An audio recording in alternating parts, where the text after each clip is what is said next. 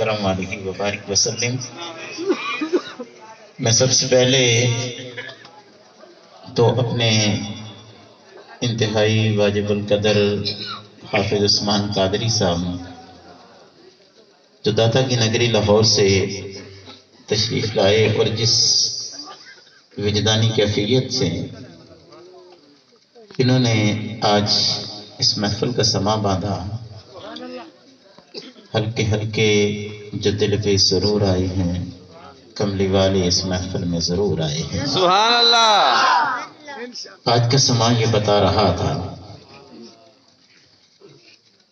اللہ تعالیٰ ان کی آواز میں، ان کے سوز میں، ان کے جذبوں میں اور ترقیاں نصیب فرمائے۔ آمین۔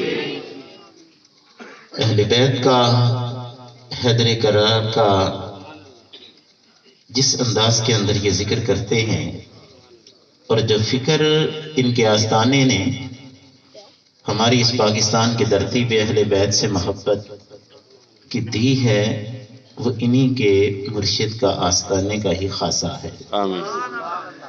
کہ آج جگہ جگہ پر ہر طرف جہاں پہ بھی جاتے ہیں یہ سما بن جاتا ہے کہ رازدار خفی و جلی ہے، جدھر بھی دیکھو علی ہی علی ہے۔ سبحان اللہ۔ اور گواہ مدینے کی ہر گلی ہے، جدھر بھی دیکھو علی علی علی۔ سبحان اللہ۔ علی وہ نام ہے کہ جو پستیوں سے اٹھاتا ہے اور بلندیوں پہ پہنچا دیتا ہے۔ سبحان اللہ۔ علی کا نام ہی بلند ہے، معنی ہی علی کا معنی ہی بلندی ہے۔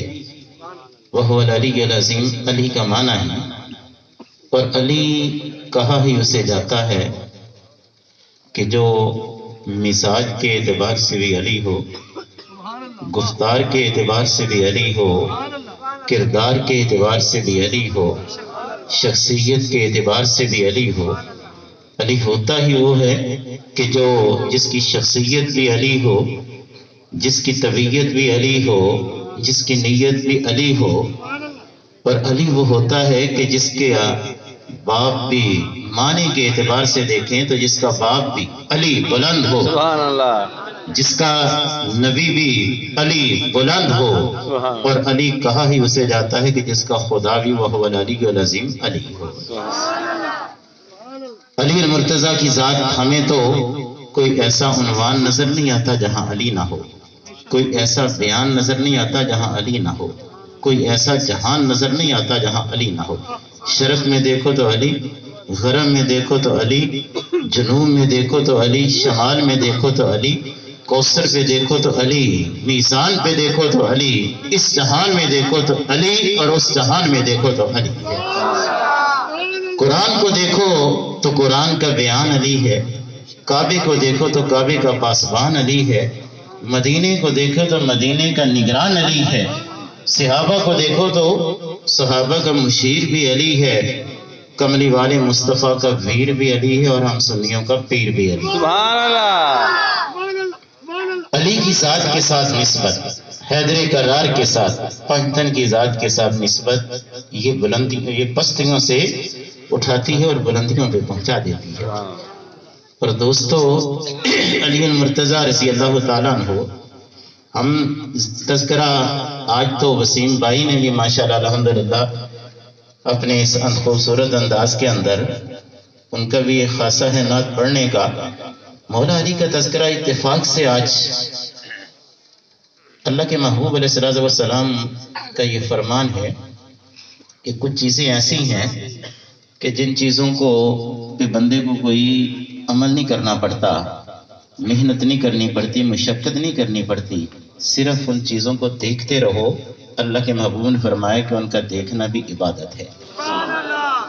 حضور کا فرمان ہے کہ اگر خانہ کعبے پہ انسان طواف نہ بھی کرے، خانہ کعبے پہ اگر کوئی تلاوت نہ کرے، طواف نہ کرے، نماز نہ پڑھے، نوافل نہ پڑھے، صرف حرم کی دھرتی پہ بیٹھ کر خانہ کعبے کو تکتا رہے تو خانہ کعبے کو دیکھنا رب کی عبادت ہے۔ قرآن کو اگر دیکھیں تو قرآن کو دیکھنا عبادت۔ اللہ کے محبوب نے فرمایا جس طرح قرآن کو دیکھنا عبادت ہے، کعبے کو دیکھنا عبادت ہے۔ حضور فرماتے ہیں کہ میرے حیدر کرار کے پاس بیٹھ کر حیدر کرار کے کوئی چہرے کو تک لے تو اس کا چہرے کا تکنا بھی رب کی عبادت ہے۔ سبحان اللہ۔ اب حضور اکرم صلی اللہ تعالی وسلم تو ہر چیز کو جانتے ہیں۔ اللہ کے محبوب نے جب یہ فرمایا کہ علی کے چہرے کو دیکھنا عبادت ہے، پھر اللہ کے محبوب نے آگے فرمایا، حضور نے سوچا کہ ہر کوئی تو علی کو دیکھ نہیں سکے گا، جب دیکھ نہ سکا تو یہ عبادت بھی نہ ہو سکے گی۔ حضور اکرم علیہ الصلوۃ والسلام نے اگلا جملہ ارشاد فرمایا کہ ذکر علی عبادت۔ حضور فرمانے لگے اگر میرے علی کو دیکھ نہ سکو تو مل بیٹھ کر میرے علی کا ذکر کر لیا کرنا، میرے علی کا ذکر بھی رب کی عبادت ہے۔ پھر اللہ کے محبوب نے آگے ارشاد فرمایا، اب حضور کو یہ بھی پتا تھا کہ ایک وقت آئے گا علی علی کا جب نعرہ لگائیں گے، حیدر حیدر کرار حیدر کہیں گے تو لوگ کہیں گے یہ تو شیعہ ہو گیا، شاید یہ اس کی طرف شیعت کی طرف مائل ہو گیا۔ اللہ کے محبوب علیہ السلام نے پھر تیسرا جملہ ارشاد فرمایا کہ حب علی عبادت، اگر تم علی کو دیکھ نہ سکو، کسی وجہ سے علی کا ذکر نہ کر سکو، تو حضور نے فرمایا کہ میرے علی کے ساتھ محبت کرنا، علی کے ساتھ محبت بھی رب کی عبادت ہے۔ تین چیزیں حضور نے فرمائی کہ علی کا ذکر، علی کا چہرہ دیکھنا اور علی سے محبت کرنا۔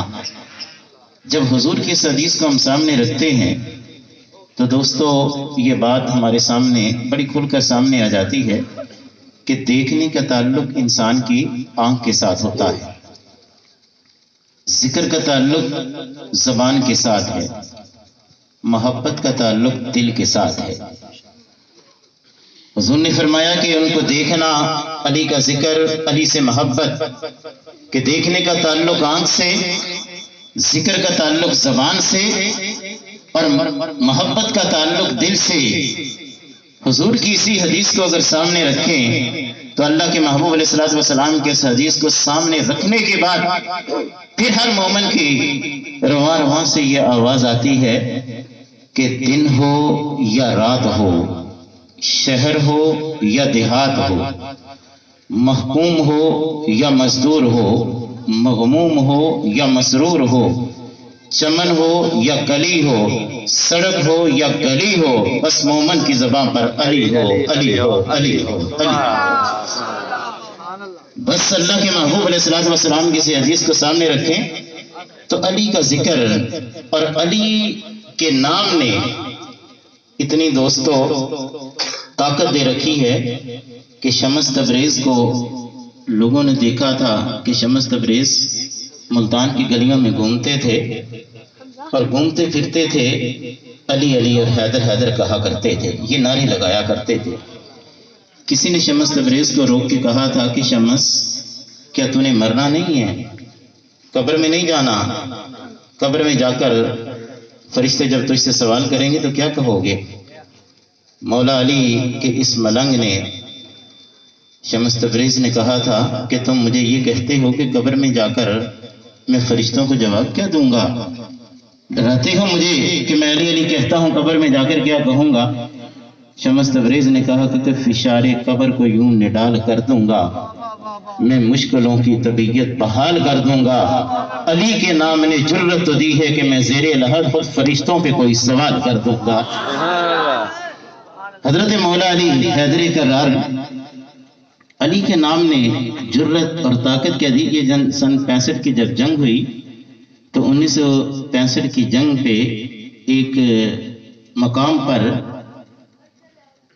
چنار جو مقام تھا، وہاں پر اس مقام پر ہندوستان کے جو لوگ تھے انہوں نے، ہندوستان کے فوجیوں نے حملہ کر دیا، اور ادھر یہ جنگ اخبار کے اندر 1965 کے اندر بھی یہ واقعہ چھپا تھا اور وہ اس کے موجود ہے اس کا ثبوت۔ جس وقت انہوں نے حملہ کیا تو ادھر سے پاکستانی فوج جس وقت یہ اس حملے کو پسپا کرنے کے لیے آگے بڑھی تو یہ جس وقت دستہ فوج کا آگے بڑھا تو انہوں نے نعرہ حیدری یا علی مدد لگایا، اور یا علی مدد کا جس وقت نعرہ انہوں نے لگایا تھا تو ہندوستان کے ان فوجیوں میں سے ایک فوجی جو تھا وہ رام چرن اس کا نام تھا، جس وقت علی حیدر کرار کہا اور علی حیدر کرار کے نعرے کے بعد وہ شخص وہی تڑپ کر ہندو جو تھا وہ مر گیا تھا، جو حملہ کرنے کے لیے پاکستان کی فوج کی طرف بڑھا تھا۔ اور پھر سن 1968 کے اندر ہمارے یہاں تھے بولو پہلوان تھا، اور اس کو ہر شخص جانتا ہے، اس خاندان کو بھی، بولو پہلوان کو۔ کراچی کے اندر 1968 کے اندر اس وقت عالمی سطح کے مقابلے ہوئے کشتیوں کے۔ آئرلینڈ کا ایک وہ تھا پہلوان، تو جس وقت آرنل یا غالباً اس طرح کا کوئی اس کا نام تھا، جس وقت وہ کھاڑے کے اندر وہاں بھی آئے تو یہ بولو بلوان کے ساتھ لڑنے کے لیے، تو بولو بلوان نے بھی اس وقت یا علی مدد کہہ کر جس وقت اس مقدم مقابل جو پہلوان تھا اس کے ساتھ کشتی شروع کی، یا علی مدد کا کہنا تھا کہ پہلی جس کے اندر ہی اس پہلو پہلوان نے اس آئرلینڈ کا جو پہلوان تھا اس کو اٹھا کر نیچے رکھ لیا، وہ جیت گیا۔ جیتنے کے بعد جس وقت یہی آرنل ہرنے کے بعد جب واپس آئرلینڈ کے اندر جاتا ہے تو اس سے صحافیوں نے سوال کیا، اس نے کہا تیری طاقت کا تو چرچا بڑا تھا، شہرہ بڑا تھا آئرلینڈ کے اندر، ہوا کیا؟ وہاں پر پہلی جس کے اندر بھی تو اس سے شکست کھا گیا۔ اس نے کہا کہ شاید بولو سے میں شکست کھاتا یا نہ کھاتا، لیکن جس وقت وہ مجھ پر حملہ آور ہوا اور اس کی زبان سے جب یا علی مدد کا لفظ نکلا، اس علی مدد کے لفظ کے اندر اس نے کہا طاقت اتنی تھی کہ اس علی کے نام کے سامنے ہی میری ساری کی ساری طاقت ختم ہوگی، اور اس نے اٹھا کر مجھے نیچے گرا دیا تھا۔ مولا علی حیدر کرار رضی اللہ تعالیٰ عنہ صرف ہم اہل سنت ہی نہیں، دیوبندیوں کے اشرف علی تھانوی بہشتی زیور نے لکھی، اور اس کے اندر اس نے خود یہ واقعہ اپنا لکھا ہے۔ وہ اشرف علی تھانوی وہ کہتا ہے کہ میرے والد جو تھے ان کو خارش ہو گئی، خارش کی وجہ سے حکیم نے یہ کہا کہ اگر تمہیں کوئی یہ دوا دی جائے گی اس خارش کے لیے تو پھر اس کے نتیجے کے اندر یہ ہوگا کہ تم اولاد پیدا نہیں کر سکو گے۔ وہ ایسی کوئی دوائی تھی کہ جو استعمال کرنے کی وجہ سے پھر آگے اولاد پیدا نہیں ہو سکتی تھی۔ والد نے کہا کہ زندگی بچانا بھی یہ فرض ہے، چاہا رب نے تو وہ اولاد بھی دے دے گا۔ تو اس نے وہ دوائی استعمال کر لی۔ استعمال کرنے کے بعد اب وہی ان کے والد کی جو ساس تھی، خوش دامن تھی، انہی اشرف علی تھانوی کے جو نانی تھی، اس سے پھر یہ فکر لاحق ہوئی کہ میری بیٹی کے گھر کے اندر اولاد پیدا نہیں ہوگی۔ تو اس وقت پانی پت کے اندر ایک بزرگ تھے، ان بزرگوں کے پاس وہ چلی گئی اور جا کر جب یہ بات سنائی تو انہوں نے کہا کہ اللہ تمہاری اس بیٹی کو بیٹے دو دے گا، لیکن شرط یہ ہے کہ دونوں کو علی کے سپرد کر دینا۔ اب ایک کا نام اشرف علی ہے، دوسرے کا اکبر علی تھا۔ اب وہ اشرف علی جو تھانوی ہے، اب اس کا نام اشرف علی جو اشرف علی رکھا گیا ہے، اور دوسرے کا نام اکبر علی تھا۔ اس کی وجہ یہی تھی کہ ان بزرگوں نے کہا تھا اللہ بیٹے دے گا، لیکن شرط یہ ہوگی کہ ان کو علی کے سپرد کر دینا۔ بس وہ کہ جس کو دوائی دے کر بالکل ان کو نامرد کر دیا گیا تھا، اور جن کے اولاد ہونے کا تصور بھی نہیں تھا، جس وقت علی کا نام آیا، علی کے نام علی کے سپرد کرنے کی بات آئی تو رب نے اتنی لاج رکھی کہ ان کو ایک نہیں دو بیٹے عطا کر دیے، ایک کا نام اشرف علی اور ایک کا نام اکبر علی رکھا گیا۔ مولا علی حیدر کرار کا فیض کہاں نہیں ہے؟ اللہ کے محبوب کا فیض مولا علی اور مولا علی کا فیض اس کائنات کے اندر۔ بس ایک آخری بات میں عرض کیے دیتا ہوں، مولا علی حیدر کرار بہت بڑا ایک مستشرق گزرا ہے، کافر ہے، تو اس نے نام ابھی شاید میرے ذہن کے اندر آ جائے، تو اس نے یہ لکھا ہے، اس نے کہا کہ میں نے یہ چاہا کہ میں اسلام کا مطالعہ کروں۔ اس نے اسلام کا مطالعہ کرنا شروع کیا۔ وہ خود لکھتا ہے، کہتا ہے کہ میں جن اسلام کا مطالعہ کرتے کرتے جس وقت میں خلفائے راشدین کی تاریخ تک پہنچا تو میں نے خلفائے راشدین میں سے حضرت علی کو پڑھا۔